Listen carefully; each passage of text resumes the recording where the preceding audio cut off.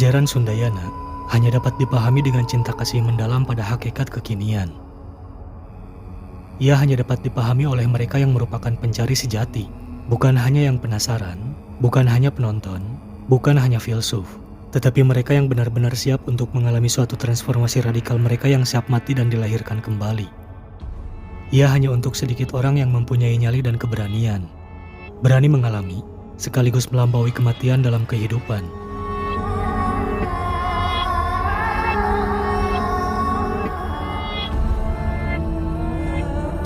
Sundayana merupakan cikal bakal ajaran tentang cara hidup sebagai manusia beradab, hingga mencapai puncak kemanusiaan yang tertinggi, atau adiluhung. Sundayana juga yang mengawali lahirnya sistem pemerintahan dengan pola kerajaan, atau karatuan, yang pertama di dunia. Terkenal dengan konsep Situmang, singkatan dari Rasi, Ratu, Rama, dan Hyang, dengan perlambangan anjing sebagai simbol, yaitu tanda pengabdian dan kesetiaan.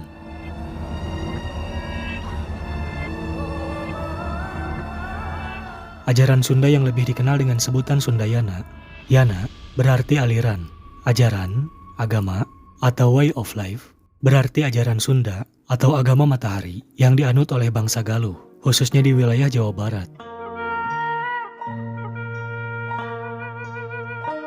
Ajaran Sundayana pada mulanya disampaikan oleh Sang Sri Rama Mahaguru Ratu Rasi Prabu Sindula Hyang, atau Sang Hyang Tamblag Beneng, putra dari Sang Hyang Watugunung Ratu Agung Manikmaya, yang lebih dikenal sebagai Aji Tirem atau Aki Tirem atau Aji Saka Purwa Wisesa. Sundayana disampaikan secara turun-temurun dan menyebar ke seluruh dunia melalui para guru agung, yaitu guru besar atau Batara Guru. Masyarakat Jawa Barat lebih mengenalnya dengan sebutan Sang Guru Hyang atau Sang Kuryang, dan sebagian lagi memanggilnya dengan sebutan Guryang atau Guru Hyang. Landasan inti ajaran Sunda adalah welas asih, atau cinta kasih, atau Rahman Rahim dalam bahasa Arab. Inti ajaran inilah yang kelak berkembang menjadi pokok ajaran seluruh agama yang ada sekarang. Sebab dengan adanya rasa welas asih ini, menjadikan seseorang layak disebut sebagai manusia. Artinya, dalam pandangan agama Sunda, atau bangsa Galuh, jika seseorang tidak memiliki rasa welas asih, maka ia tidak layak untuk disebut manusia, pun tidak layak disebut binatang. Lebih tepatnya sering disebut sebagai Durwiksa, atau buta, makhluk biadab. Sundayana terbagi dalam 3 bidang ajaran dalam satu kesatuan utuh yang tidak dapat dipisah, atau kemanunggalan. Di antaranya adalah tata salira, atau kemanunggalan diri.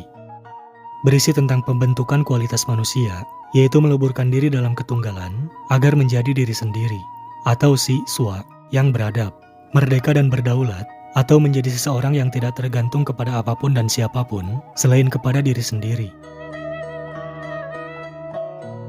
Tata nagara atau kemanunggalan negeri, yaitu memanunggalkan masyarakat atau bangsa negara dalam berkehidupan di bumi secara beradab, merdeka, dan berdaulat.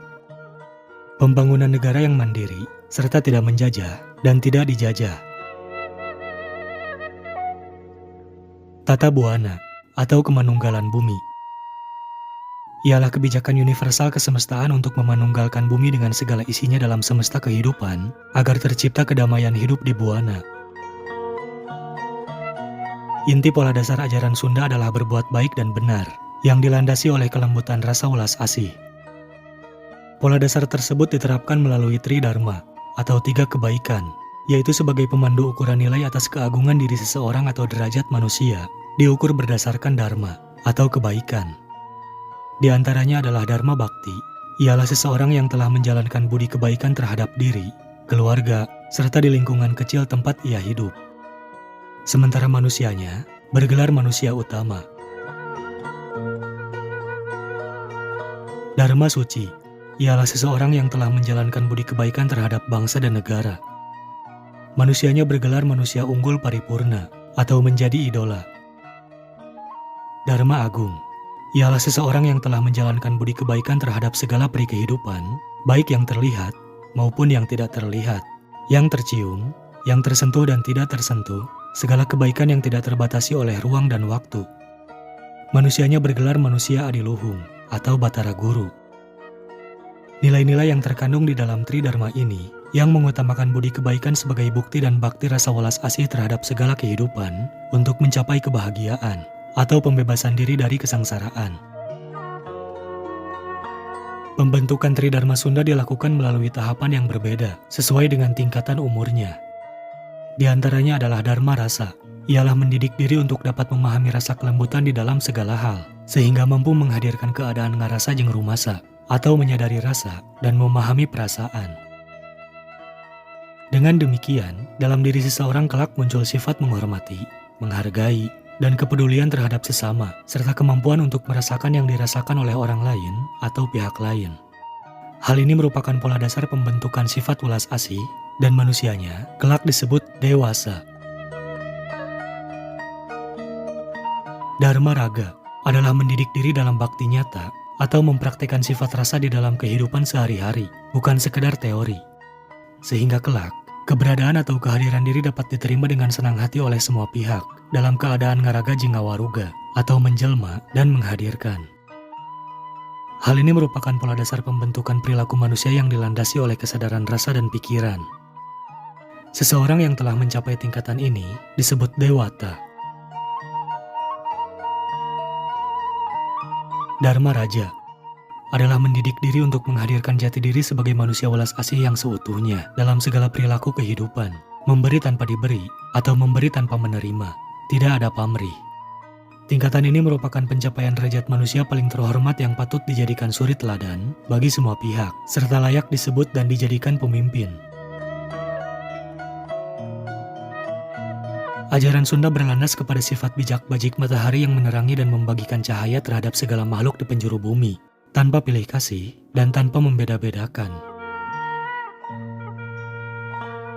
Matahari telah menjadi sumber utama yang mengawali kehidupan penuh sukacita, dan tanpa matahari segalanya hanyalah kegelapan. Oleh sebab itu, para penganut ajaran Sunda berkiblat kepada matahari atau Sang Hyang Manon dan Sang Hyang Tunggal sebagai simbol kemanunggalan dengan semesta. Dan kiblat agama Sunda itu bukan diciptakan oleh manusia. Ajaran ini kelak dilanjutkan dan dikembangkan oleh salah seorang tokoh Mahaguru Rasi Sakyamuni, Siddhartha Gautama, seorang putra mahkota kerajaan Kapilavastu di Nepal, India. Sundayana adalah sumbangan terbesar untuk revolusi umat manusia di seluruh dunia. Siddhartha Gautama sendiri tidak pernah memakai bahasa Sanskerta. Ia menggunakan bahasa yang dipakai oleh masyarakat pada zaman itu, yakni bahasa Pali. Dalam bahasa Pali, Sundayana menjadi Jana. Ketika pesan Buddha mencapai Cina, Jana berubah menjadi Chan. Dan ketika ia pergi dari Cina ke Jepang, Chan menjadi Zen, tetapi asalnya dari Sundayana. Sundayana menyebar ke seluruh dunia, terutama di wilayah Asia, kemudian Eropa, Amerika, Afrika, dan Australia. Oleh masyarakat barat melalui masing-masing kecerdasan kode berbahasa mereka, ajaran matahari ini diabadikan dalam sebutan Sunday atau hari matahari yang berasal dari kata Sundayana. Dan saat ini, masyarakat Indonesia lebih mengenal Sunday sebagai hari Minggu. Di wilayah Amerika, kebudayaan suku Indian, Maya, dan Aztec pun tidak terlepas dari pemujaan kepada matahari. Demikian pula di wilayah Afrika dan Asia. Singkatnya, hampir seluruh bangsa di dunia mengikuti ajaran leluhur bangsa Galuh Agung atau Nusantara yang berlandaskan kepada tata perilaku berbudi dengan rasa welas asih atau cinta kasih.